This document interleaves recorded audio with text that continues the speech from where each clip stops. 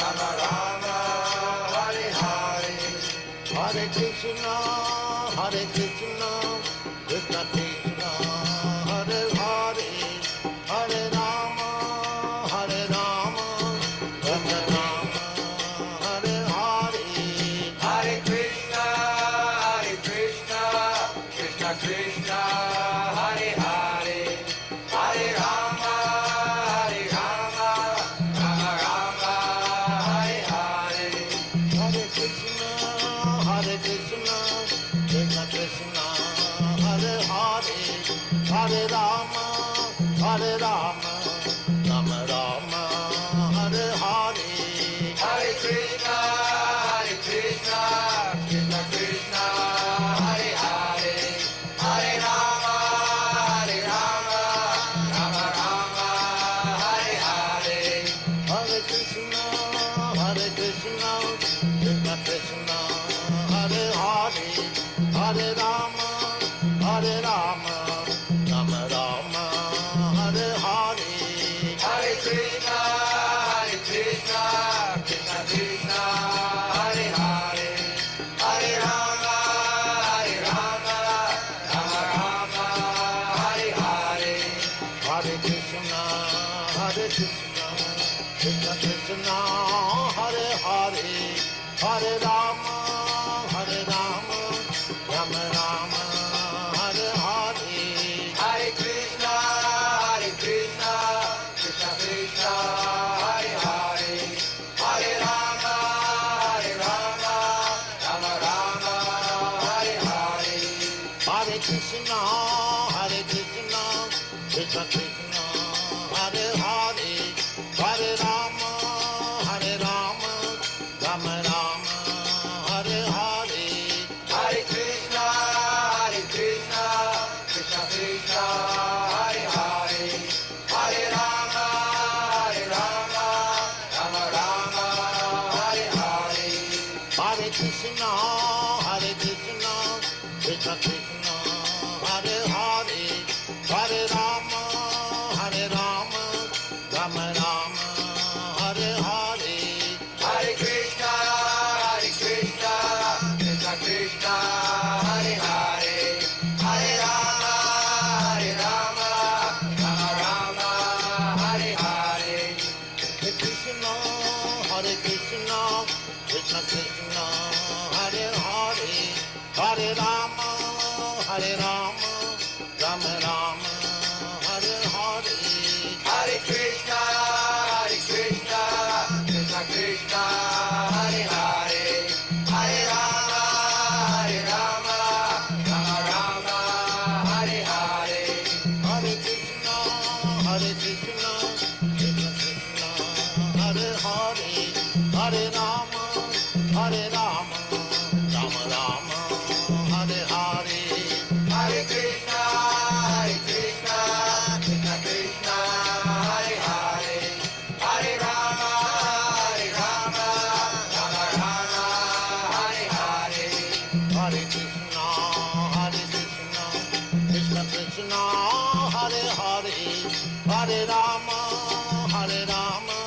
Rama Rama, Hare Hare, Hare Krishna,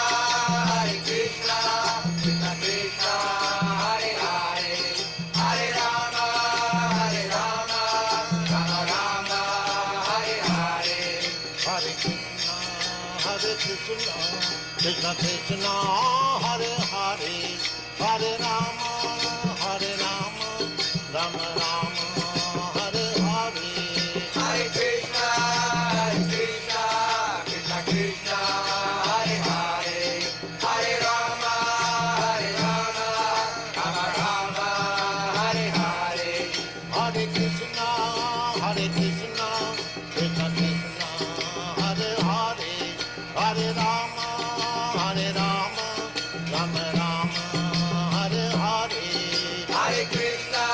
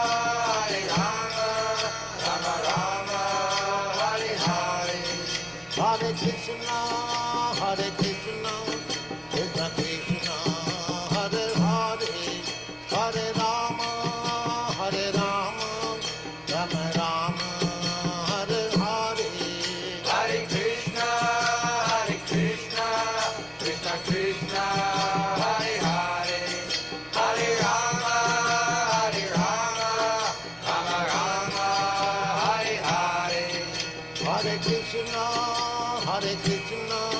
Krishna Krishna, Hare Hare, Hare Rama,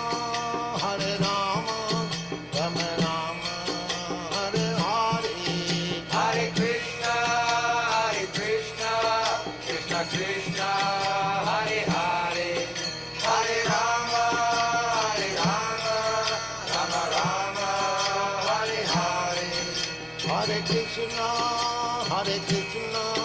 Krishna Krishna, Hare Hare, Hare Rama, Rama Rama, Hare Hare. Hare Krishna, Krishna Krishna, Hare Hare, Hare Rama, Rama Rama, Hare Hare. Hare Krishna, dear devotees, please accept our humble obeisances. All glories to Sri Prabhupada. Welcome to this morning's Srimad Bhagavatam class. It's taken from Canto 2, The Cosmic Manifestation. Chapter 10, Bhagavatam is the answer to all questions. And this morning we're doing text number 13. We're very fortunate to have Her Grace Vrindavanesvari Radhika from ISKCON, Philadelphia, to give the class. Hare Krishna Mataji, please accept our humble obeisances. All glories to Sri Prabhupada. Hare Krishna. Good morning, everyone. All glories to Srila Prabhupada. It's nice to see all of you. I'm not in my home base today, so I am off my laptop, so that's a little bit different experience for me, but it's nice to see all of you today. Jaya Radha Madhava Kunja Bihari Jaya Gopi Jana Vallabha Giravadari Yashodanandana Braja Jana Ranjana Jamuna Tira Vanachari Jaya Radha Madhava Kunja Bihari Jaya Gopi Jana Vallabha Giravardhari Yashodanandana Vrajajana Ranjana Jamuna Tira Vanachari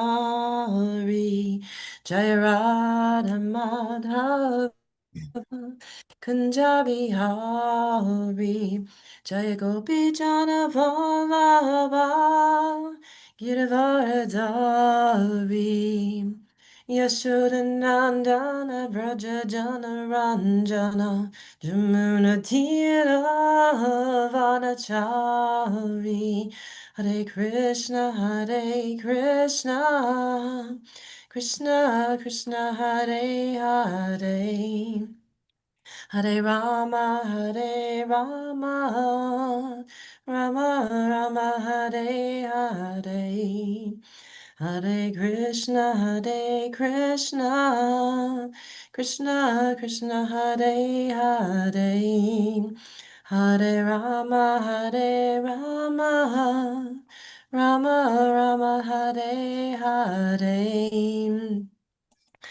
Jayam Vishnupad Paramahamsa Parivrajagacharya Astatarya Sata His Divine Grace C.C. Bhaktivedanta Swami Srila Prabhupada Ki Jai. Jayam Vishnupad Paramahamsa Parivrajagacharya Astatarya Sata His Divine Grace Srila Bhaktisiddhanta Saraswati Thakur Ki Jai. Anantakota Vaishnava Vrinda Ki Jai. Namacharya Srila Haridas Thakur Ki Jai. Prem Sigaho Sri Krishna Chaitanya Prabhu Nityananda Shri Advaita Gadara Shivasati Gaur Bhaktivinoda Ki Jai. Radha Krishna Gopa Gopinath Shamakun Radhakun Girir Govardhan Ki Jai. Maya Pardam Ki Jai. Vrindavandam Ki Jai. Jamuna Devi Ki Jai. Ganga Devi Ki Jai. Tulsi Maharani Ki Jai. ISKCON Harrisburg Ki Jai. Samaveda Bhaktivinoda Ki Jai. Gaur Premanande, Hari Bol. All glories, the assembled devotees, Hare Krishna. All glories, the assembled devotees, Hare Krishna. All glories, the assembled devotees, Hare Krishna. All glories to Shri Guru and Shri Gauranga, Hari Bol. Namo Vishnu Padaya Krishna Prasaya Bhutale Srimati Bhaktivedanta Swami Niti Namane Namaste Saraswati Devi Gauravani Pratarane Nirvishesha Shunyavadi Pashita Dejatarane Om Namo Bhagavate Vasudevaya Om Namo Bhagavate Vasudevaya. Om Namo Bhagavate Vasudevaya Om Namo Bhagavate Vasudevaya. Om Namo Bhagavate Vasudevaya Om Namo Bhagavate Vasudevaya. Narayana Namaskritha Naram Chaiva Narottama Devam Saraswatim Vyasam Jatotaya Madhuriyat Nastaprayashu Abhadreshu Nityam Bhagavata Sevaya Bhagavati Uttamashloki Bhaktir Bhavati Naishtaki. So good morning, everyone. Welcome. Hope you all are having a lovely 2026 so far. We're going to dive in. I'll read the verse 3 times and then we can take turns repeating. Eko nānātvam anvicchan yoga-talpāt samutthitaḥ vīryaṁ hiraṇmayaṁ devo māyayā vyasṛjat tridhā. Eko nānātvam anvicchan yoga-talpāt samutthitaḥ vīryaṁ hiraṇmayaṁ devo māyayā vyasṛjat tridhā. Eko nānātvam anvicchan yoga-talpāt samutthitaḥ vīryaṁ hiraṇmayaṁ devo māyayā vyasṛjat tridhā. Anyone else like to try? Eko nānātvam anvicchan yoga-talpāt samutthitaḥ vīryaṁ hiraṇmayaṁ devo māyayā vyasṛjat tridhā. Hare Krishna. Hare Krishna. Anyone else? Eko nānātvam anvicchan yoga-talpāt samutthitaḥ vīryaṁ hiraṇmayaṁ devo māyayā vyasṛjat tridhā. Hare Krishna. Hare Krishna. Anyone else? Nope. Okay, let's do word for word. Hare Krishna. Go for it. Eko nānātvam anvicchan yoga-talpāt samutthitaḥ vīryaṁ hiraṇmayaṁ devo māyayā vyasṛjat tridhā. Hare Krishna. Hare Krishna. Last call. Anyone else? All right. Let's go into the word for word. Eka, he, one alone. Nānātvam, varieties. Anvicchan, so desiring. Yoga-talpāt, from the bedstead of the mystic slumber. Samutthitaḥ, thus generated. Vīryaṁ, the semen. hiraṇmayaṁ, golden hue. Deva, the demigod. Māyayā, by the external energy. vyasṛjat, perfectly created. Tridhā, in 3 features. Translation and purport by His Divine Grace, A.C. Bhaktivedanta Swami, Srila Prabhupada Ki Jai. The Lord, while lying on his bed of mystic slumber, generated the seminal symbol, golden in hue, through external energy out of his desire to manifest varieties of living entities from himself alone. Purport. In Bhagavad Gita 9:7-8, the creation and annihilation of the material world are stated as follows. Sarva bhutani kunteya prakritim yanti mamikam kalpa kasya punastani kalpado virshjami aham prakritam sva avastabhya vishtramai puna puna bhuta graman imam kritam avasham prakritir vashat. At the end of each millennium, the creative forces, namely the material nature and the living entities who struggle in the material nature, are all merged together into the transcendental body of the Lord. And again, when the Lord desires to manifest them, all of them are again displayed by the Lord. Therefore, the material nature is working under the control of the Lord. All of them, under the agency of material nature and under the control of the Lord, are thus repeatedly created and annihilated by the will of the Lord. As such, before the creation or manifestation of the material cosmic world, the Lord exists as total energy, mahasamashti. And thus, desiring himself to be diffuse to many, he expands himself further into multi-total energy, samashti. From the multi-total energy, he further expands himself into individuals in 3 dimensions, namely adhyatmic, adhidaivic, and adhibautic, as explained before, vyasṛjat. As such, the whole creation and the creative energies are non-different and different simultaneously. Because everything is an emanation from him, the Mahavishnu or Mahasamashti, nothing of the cosmic energies is different from him. But all such expanded energies have specific functions and display as designed by the Lord, and therefore they are simultaneously different from the Lord. The living entities are also similar energy, marginal potency of the Lord, and thus they are simultaneously one with and different from him. At the stage of non-manifestation, the living energies remain potent in the Lord, and when they are let loose in the cosmic manifestation, they are exhibited differently in terms of different desires under the modes of nature. Such differential manifestations of the living energies are conditional states of the living entities. The liberated living entities, however, in the Sanatan eternal manifestation, are unconditionally surrendered souls, and therefore they are not subject to the conditions of creation and annihilation. So this creation takes place by the glance of the Lord from his bedstead of mystic slumber. And thus all the universes in the Lord of the universe, Brahma, are again and again manifested and annihilated. Om Jnana-timirandasya Gyananjana Shalakaya Chakshur Unmilitam Yena Tashme Shri Gurave Namaha Shri Chaitanya Manobhistam Stapitam Yena Bhutale Svayam Rupakada Mayam Dadati Svadbadantikam Jai Shri Krishna Chaitanya Prabhu Nityananda Shri Advaita Gadara Shivasati Gaur Bhaktivinoda Nama Om Vishnu Padaya Krishna Prasaya Bhutale Shrimati Bhakti Chara Swamaniti Namane Snigdha Chaita Surpaneda Vagmanam Charasa Blutam Prabhupada Gata Pranam Bhakti Chara Padam. So I'll read the translation again. The Lord, while lying on his bed of mystic slumber, generated the seminal symbol, golden in hue, through external energy out of his desire to manifest varieties of living entities from himself alone. So this is a very important discussion on creation and the difference and the sameness between the supreme and the living entities. And here we are learning, the second canto is giving us a really good understanding of creation in general.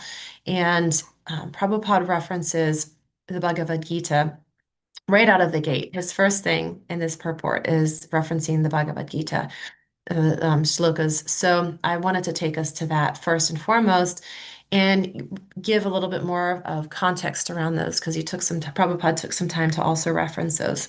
So we'll do a little bit of a deeper dive into those 2 verses before we get a little bit more into some of the other content. So the first verse is Bhagavad Gita 9:7.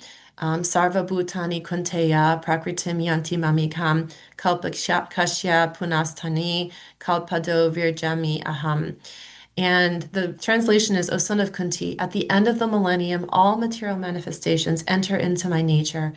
And at the beginning of another millennium, by my potency, I create them again. And Prabhupada just has a short purport here that I'll read. The creation, maintenance, and annihilation of this material cosmic manifestation are completely dependent on the supreme will of the personality of Godhead. At the end of the millennium means at the death of Brahma.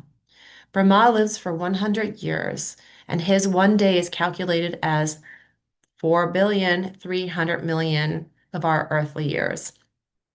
The night is of the same duration. His month consists of 30 such days and nights, and his year of 12 months. After 100 such years, when Brahma dies, the devastation or annihilation takes place. This means that the energy manifested by the Supreme Lord is again wound up in himself. And then again, when there is a need to manifest the cosmic world, it is done by his will, vyasṛjat. Although I am one, I shall become many. So this takes right back to today's verse. Although I am one, I become many. This is the Vedic aphorism in the Chandogya Upanishad 6.2.3.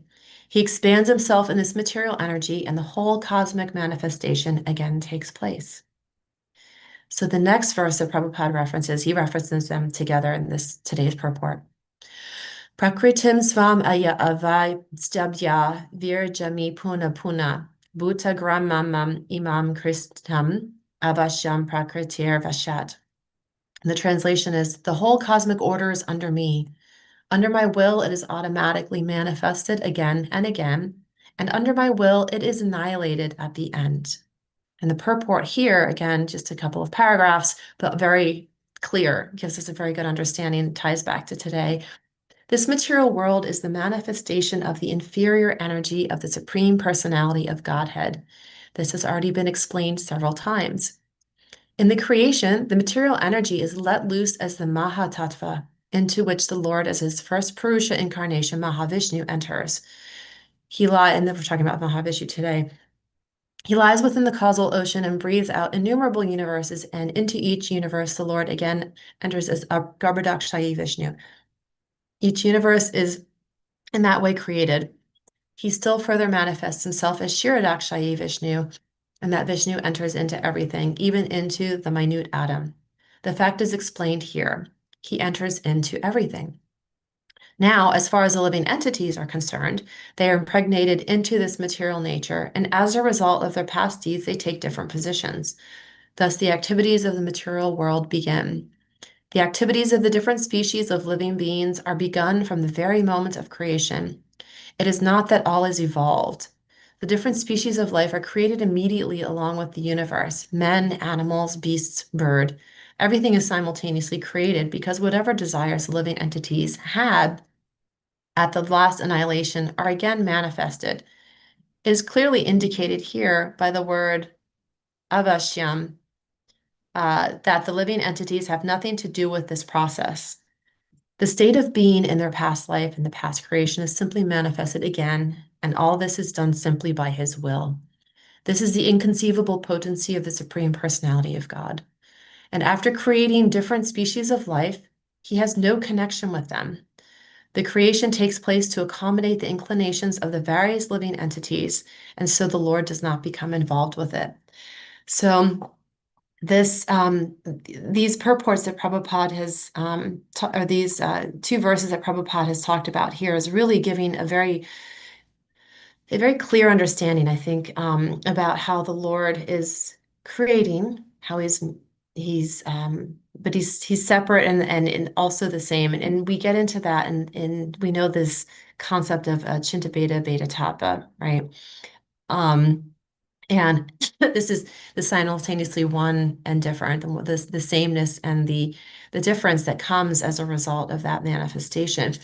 And Prabhupada, in his purport, uses two different terms. He uses Mahasamasti and he uses Vyasṛjat. And in this explanation here, the Mahasamasti, he is explaining that the Lord exists as total energy, right? So there's all this all-pervading. We've heard that term, all-pervading. We know that the nothing can happen without the energies of the Lord. Everything is coming from him. So this is that Mahasamasti. And he breaks that down a little bit further, and he says, and thus desiring himself to be diffused to many, he expands himself further into multi-total energy, samashti. So the Mahasamashti is the topmost, the all-inclusivity of the energies. But when he's starting to expand himself into those different energies, this is the multi-total. So the multi-total, what does multi-total mean? That's a strange term, right? Multi-total energy. What the multi-total energy is meaning here, Prabhupada is explaining that he is going from the total energy, and just because he's expanded doesn't mean that he's truly separating himself from the totality of his existence. So there might be expansions, but they're all still rolling back to the total, the Maha Samashti, the totality of his existence. And so here then we understand from, in this purport, the multi-total energy, he expands himself further into individuals as in the three dimensions. And this is where he talks about the Adi Atma, Adi Daivik, and Adi Bhotik, which we know as the kleshas, right? These are the three different kleshas, or the things that can create suffering for the living entity. The adi-atmic, adi-daivic, and adi-bodhic are the things that the sufferings that can come from our own mind, the sufferings that can come from the demigods, suffering that can come from other living entities. And so these sufferings are created as a result of the Lord. And as a result of that, then we get deeper in. So we're seeing kind of this tiered structure. It's kind of like in the government. You see the president, the vice president, you see the Congress, you see all of the administrators that roll up to the president.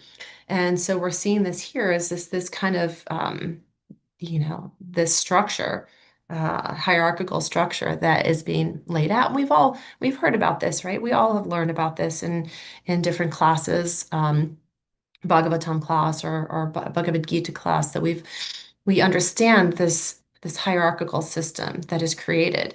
And but sometimes it's when we get in our human brain. I was in a discussion last night, and someone had asked a question about if God is perfect and we are created in the likeness of God, why do we have flaws? So sometimes we might get ourselves spun out, and so it's good to kind of go through this, because those things might creep in, or someone might ask a question. So it's good to kind of break it down and understand the structure of how things operate under the governance of the Lord. Because we know not a blade of grass moves without the knowledge of the Lord, yet he's aloof. He's aloof from activities. So this is getting into that achinta beta tattva. What does that mean? The simultaneously one and different. And Prabhupada gives a really good example in his Bhagavad Gita purport. Actually, I think it was in a lecture that he was giving on Bhagavad Gita 4.13. He was discussing the modes of material nature in this lecture. And Prabhupada talks about the achinta beta tattva concept. And this is a quote from Prabhupada. He says, so quality, the sun and the small atomic molecule particle, both of them are bright and shining. But the sun is as it is, and the small particle, they are not equal. Equal in quality, not in quantity. This is perfect understanding of philosophy. This is called achinta beta tattva, inconceivably one and different simultaneously. And he's also referred to, Prabhupada's also, kind of referred to the sun and, the rays from the sun. So this is these different understandings of how can we see that, you have the sun and its grandness, and you have the small particle. So they are similar, yet they are different. So they're seemingly from one, the sameness, like the sun and the particle of the sun, or the ray of the sun. They are seemingly from the same thing, but they are different. They have different qualities. They have different quantities of brightness that make them different, but the same.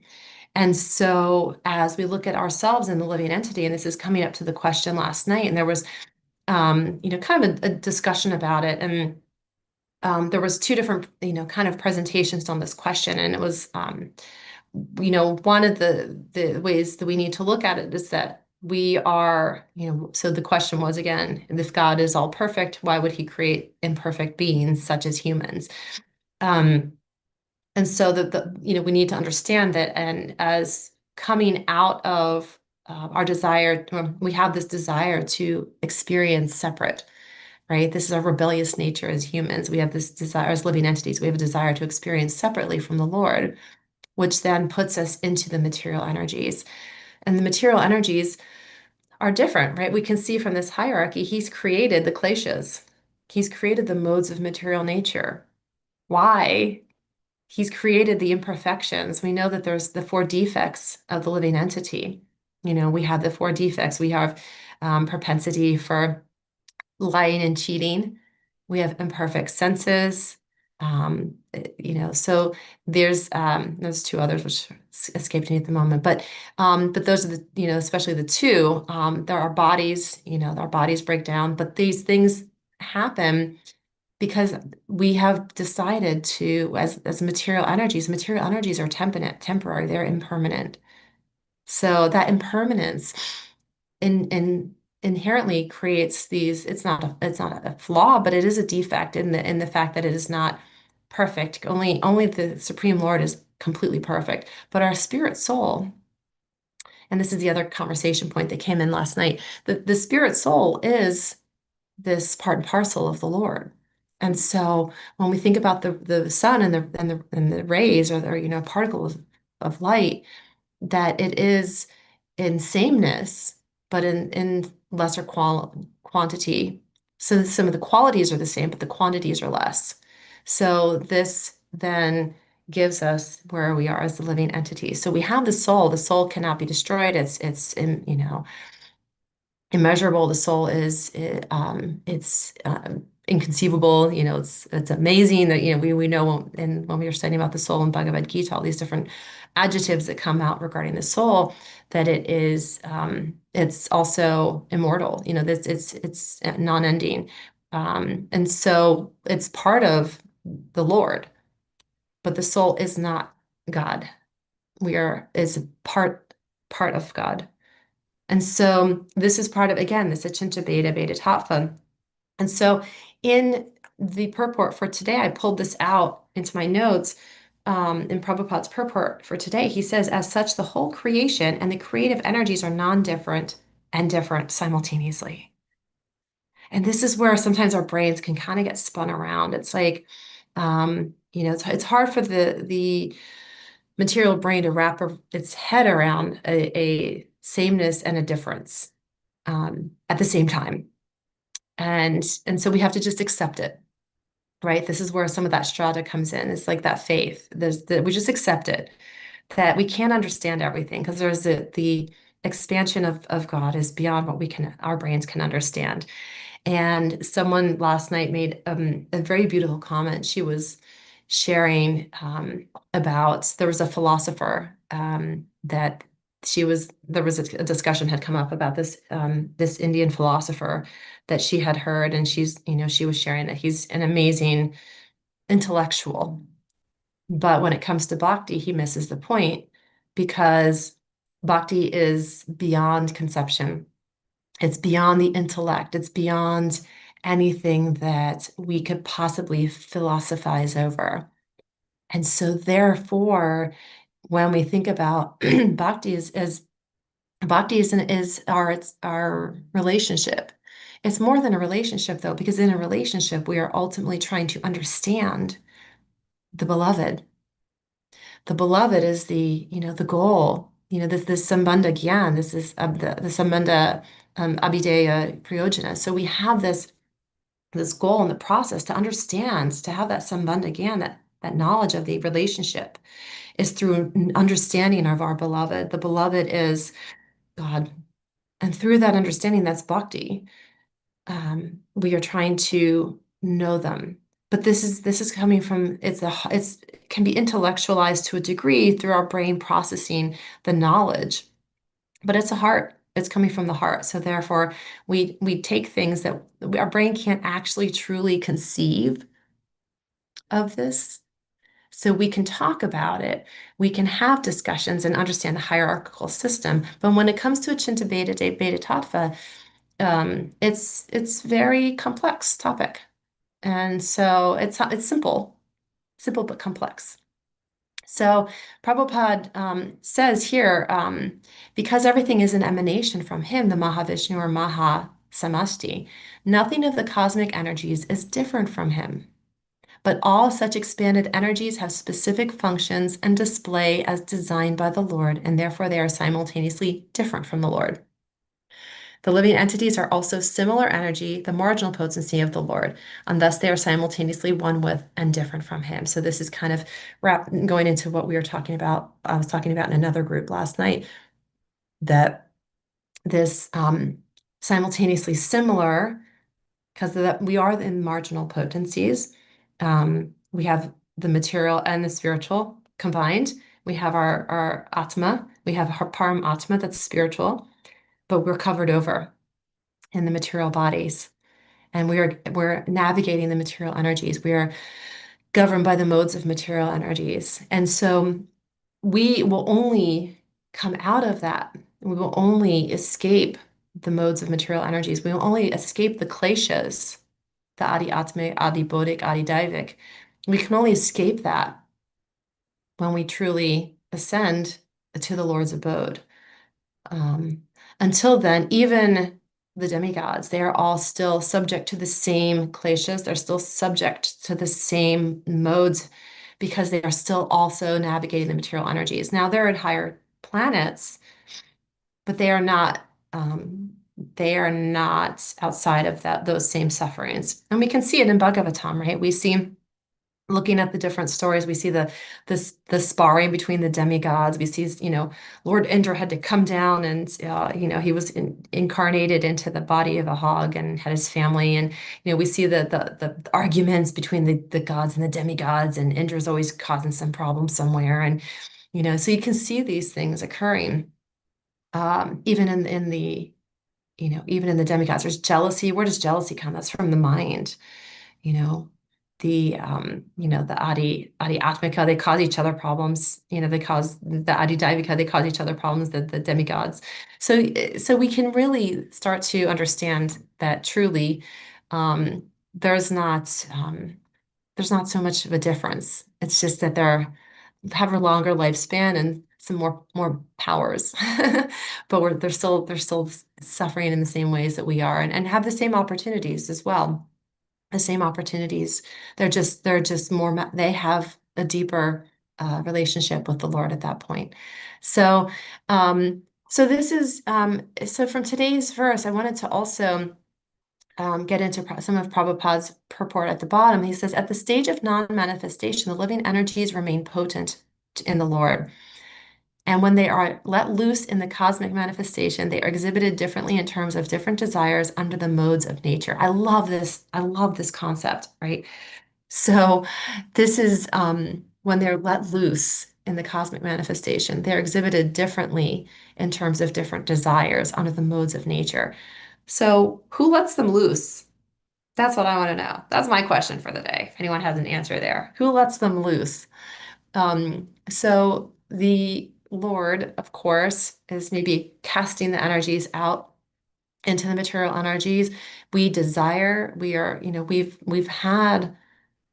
we at one time were one, we were with the Lord, and at some point we desired to be separate from the Lord. We don't know when that happened. None of us really know when that happened, but somehow that happened. And so we were, the Lord is not holding us hostage, right? So we're allowed to be free and navigate freely, separate from the Lord. But this is where it gets really, really dicey for us in the material energies, is because we were let loose, and we were let loose into the material energies, and now we are here trying to navigate the modes of material energy. And that's, like I said, this is where it gets a little bit difficult. It can be very treacherous navigating these situations as living entities. But Prabhupada says the liberated living entities, however, are unconditionally surrendered souls. So how does one reach liberation? Well, you can go through the different stages in the yoga ladder. You can go through that way and you can reach liberation.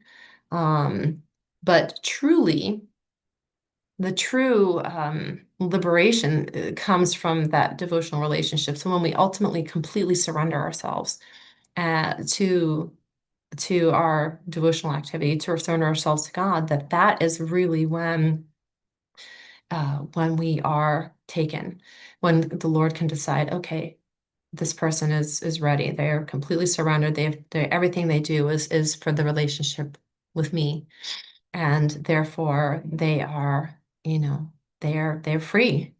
They're living in the material energies, but they're free. They are free from the reactions of it. And so this is even where to the point where there's no more karmic reaction, there's no more accumulation of karmic activity, because they are now completely free of it by their own absorption. It's that absorption that really helps them in everything that they're doing, that a complete and utter absorption is freeing them from the reaction. Because if they're completely absorbed in serving the Lord and completely absorbed in relationship with the Lord, then everything that they're doing is thereby, sanctioned by the Lord. And so then if the Lord does not accumulate karma, the Lord is above the modes of material nature. The Lord is above the kleshas. So if one is completely surrendered into that relationship, they have now become, the Lord has taken them in, and they are now surrendered and part of the Lord and taken up into that relationship. And so this is the Dharma. This is what we are striving for in everything that we are doing. And so it's it's the final thing that Prabhupada says here, and the kind of the final point of today's verse is really coming from this mystic slumber. So we've gotten all of this, and we see this bigger picture, and we see how everything has been created and how we are here, and yet all of this is just from a glance. So we can see that even when the Lord is sleeping in that yoga nidra, even when the Lord is sleeping, he is still actively creating. Everything is done by him. He's creating everything from the slumber, and just at a glance. And this is the potency. This is the power and the potency of the Lord. And there is the thing that's also important to remember here is that there is over and over and over again, there's manifestation. There's the energies are manifested and annihilated, and manifested and annihilated. And Prabhupada gives that timeline in the Bhagavad Gita verses that I read earlier, those purports. Prabhupada very succinctly helps us understand that the manifesting and the annihilation are just part of the natural order of things. This is not some catastrophic thing. This is just the natural order of the slumber, the breathing of the Lord, the life of the span of Lord Brahma. All of this is all in accordance with the Lord's will, and also the Lord's role. He is the supreme creator, the supreme manifester, the supreme annihilator. This is his job, and we are all living entities rolling up to that through that hierarchical system. So when we think about, in our day-to-day lives, how confounding all of this can be, even if we're not trying to wrap our heads around this, we're just trying to get through a day at work. We're just trying to, get along with our spouses or make sure our kids get their homework done or whatever that is in our individual lives. All of this is happening in a microcosm. So everything that we're experiencing here in the material energies, it's because we've chosen to turn our backs on the Lord at some point, and we have been released, set loose into the material energies. And that is somehow we've got to figure out how to get back, right? And we've been given the process here. And it might take some time, but we have the process. But in our day-to-day activities, looking for remembrance. And I was sharing again last night. I happened to have been in a Bhakti women's group last night, so we were just all sharing. So things are fresh in my head from that conversation. And I was sharing one of the things for me that inspires me in my life is that Krishna is so good at giving me little breadcrumbs to remember him, even when I'm so forgetful and I'm so absorbed, not in him, certainly not in him sometimes, in material energies. And I get myself so entangled and wrapped up and spun around. Yet somehow he sees something in me. I don't know what, but he sees something in me that he sends me little breadcrumbs. And I'm here.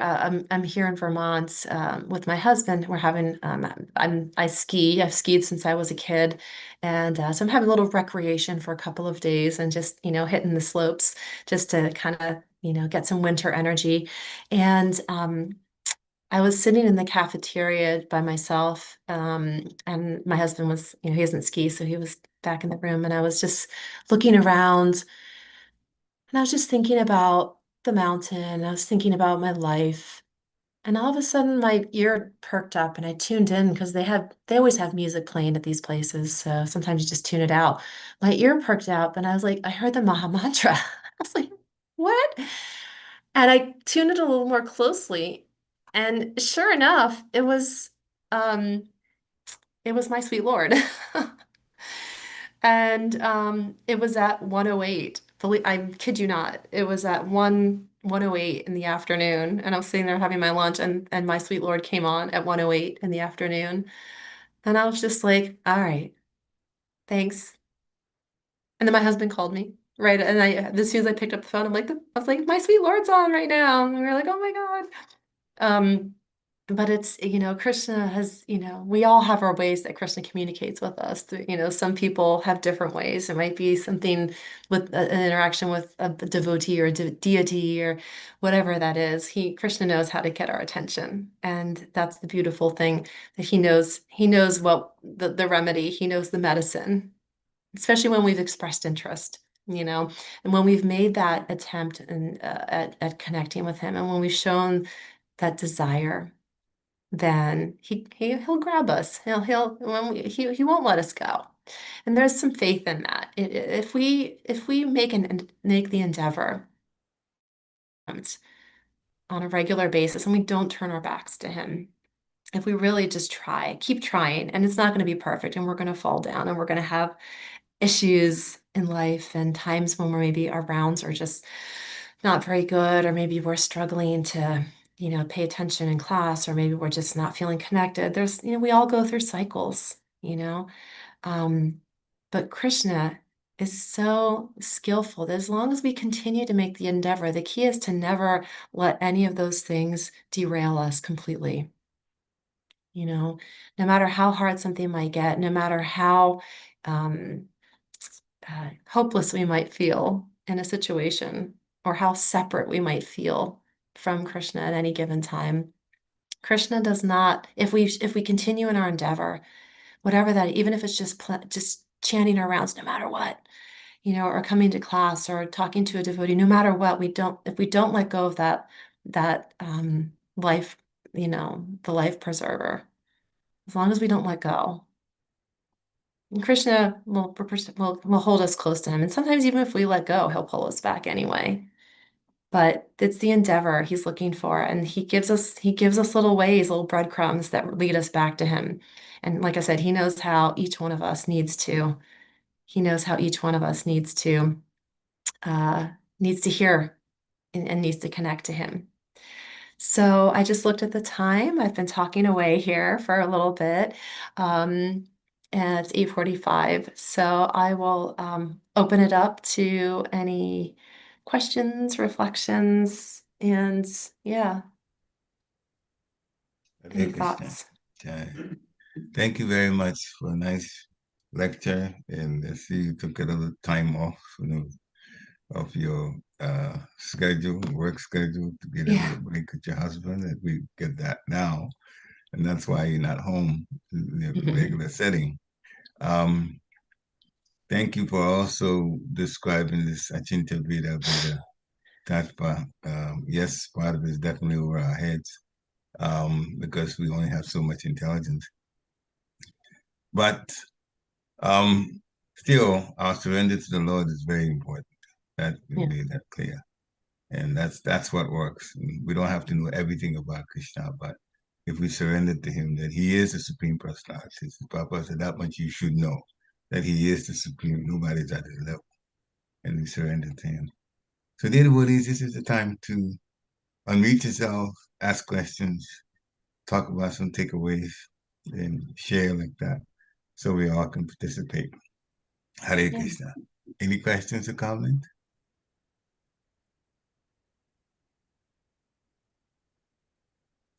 Mataji, I started a pretty convenient time, so we have at least 10 minutes. Yes, More than 10 minutes. we have a few minutes, yeah, so give plenty of Yeah. time. Yeah. And yeah, and if just have a little discussion. I think one of the things for today's verse that I think it's important to just remember is you know, understanding how we can remember, you know, what are the things that we can do to remember, and where we come from. And this is something that we talk about all the time in class, right? And we can think about it intellectually, and we can say, okay, I intellectually know that I am part of God, you know, my soul. But what does that look like in our daily life? To take that knowledge into action, what does that, how do we behave in our daily lives if we have knowledge that we are part and parcel?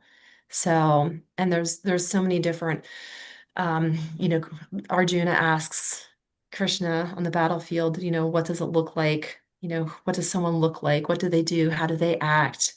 You know, this yogi, you know, and Krishna gives examples of the yogi, what their behavior is, you know, there, you know, and we also see this explained in Nectar of Devotion. You know, we're given so many ways of what's you know, what a devotee does, someone who's engaged in that relationship with God, who has not forgotten the true purpose, and that we are part and parcel. So what, you know, what those activities look like, how do they behave? They're, you know, they're kind-hearted, they're, you know, kind to all, they're forgiving, they're, you know, so many qualities. You know, there's the 26 qualities of a Vaishnava. Satsvarup Maharaj wrote a beautiful book. If you haven't written it, I highly recommend it. The 26 qualities of a devotee, of a Vaishnava. And there's another one, Vaishnava Compassion, that he wrote. And both excellent books that are, you know, very, very beautiful, and give us some of those things. How do we act? How do we, what is our behavior? You know, what is our behavior like in the material energies as we're navigating them? And so I just wanted to also add that in as kind of a little uh, side discussion on what does it look like when we are truly surrendered? You know, how does one behave? How does one, you know, so, and this is really, you know, that as we're navigating the material world, we're truly surrendered because everything comes from all of our, you know, faith is in the Lord. So then anything that happens, we know that that is because it is under the Lord's jurisdiction and the will. Yeah, so put that as one final thought out there before we wrap up for the day. So, All right, thank you. Any questions? Actually, there was something that was running through my mind when you were talking about the simultaneously one and different. That was conception about the Lord. The Lord is all spiritual. Everything he does is at a spiritual level. And I was thinking every time we are referred to, there's a reference to us, we are put in the marginal. So then I thought one difference between the Lord and us is that he's not a marginal. He's not choosing between material and spiritual. He's always spiritual. So that's one difference where we can go to the material. And actually, we are living without much of a choice right now in both material and spiritual because we have a physical body. We can't escape it until we die. So, so we are, you know, for this lifetime stuck with that particular material body. But then there's a spirit inside of us too. So we have both. Where the Lord is all spiritual, everything about it is spiritual. Yeah, so that definitely is one difference. That's not difficult to kind of wrap our brains around. Hare Krishna. Exactly. Exactly. Thank you. Hare Krishna Prabhu. No, absolutely. That's when we can see like the because we are in the material energies. You know, I said this a little bit earlier that you know, the Lord is above all of the kleshas, above the three modes of material nature. But he created them. So, you know, it's you know, we are, because like you said, we're in the marginal energies, we have both. The soul, the super soul, the atma, paramatma is spiritual, you know, it is eternal. But it's Mm. this temporariness that we keep seeking out because Yeah. there's something very attractive in this material world that keeps us coming back. And you know, this is the trickiness. So if he set us loose, Yeah. and I just love that conception of it set loose, you know, Yeah. and but also you know, he wants us back too. You know, that's if you love someone, set them free, right? Mm. Yeah, it's a good, very, very, very wonderful analysis you're giving as, you know, our situation here in the material world. But yeah, we asked to, by our behavior, we put here. And now we're trying to see what we can do to navigate this place. But there's always challenges. And as Mhm. Radhika was explaining, the challenges are because Krishna doesn't want us to stay in the material world. Mhm. And he knows that we like to settle at a place where we're comfortable and go on living at that level. But this is all suffering. See, Papa says everything in the material world is bad. But he would know because he's from the spiritual world. You know, so he can say everything is bad, and we say we're trying to do the best that we can to make some things comfortable for us. So that's the difference between the pure devotee's thinking and our thinking. Well, he wants us out of here. We really enjoy here. Every time there'll be some difficulties. So, and nobody escapes it. Everybody has a story about their life, a part of which is challenging. Yep. Everybody, Yep. everybody. There's no getting around it. So Nope. we got to go home. We got to go home. Bottom line, we got to go home for the anxieties to cease. Hare Yep. Krishna. Thank you, Prabhu. That's a Um, nice summary. I appreciate that. any final questions, comments? A quiet day today. If not, then always thank you very much for coming on, and thank you, Mataji, for giving such a nice class. It was kind of smooth. It went from one point to another to explain, you know, as you normally do, as you can do and do so well. So, dear devotees, this is a wonderful day for Krishna. Another day, make it, you know, take advantage of it. Srila Prabhupada says, take advantage of it and use that to do everything spiritual as the most important priority in our lives. Thank you again. Hare Krishna. Hare Pancha Krishna, kalpa Kalpa, yugastha Trivista, kripa Kripa, sindhya Sindhu, evacha Devashita, Patitanam, patitanam pavanebhyo Pavanebhyo, Vaishnavebhyo, vaishnavebhyo Namo namo namah. Namaha. Hare Srila Krishna, Prabhupada ki Ki jai. Jai. Have a good Thank week, you. everyone. Hare Haribol. Krishna. Jai.